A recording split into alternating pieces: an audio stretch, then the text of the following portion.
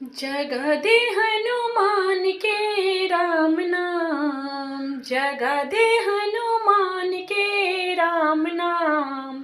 हाय राम पवन सुत नाम, हाय राम पवन सुत नाम।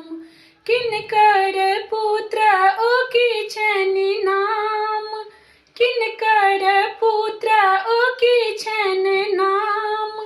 किनका कलेजा में प्रगट भयो राम, जगा दे हनुमान के राम नाम।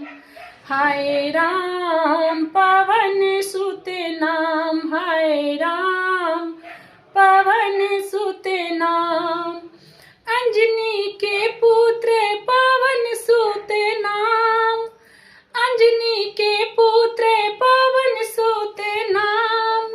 हनुमान कलेजा में प्रगट भयो राम, जगा दे हनुमान के राम नाम। हाय राम पवन सुत नाम, हाय राम पवन सुत नाम। कथी के चौड़ा में कथी निशान, कथी ऊपर नाचथी वीर हनुमान। जगा दे हनुमान के राम नाम, हाय राम पवन सुत नाम, हाय राम पवन सुत नाम।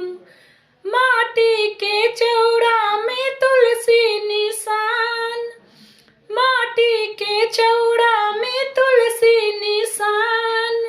ध्वजा ऊपर नाचथी वीर हनुमान, जगा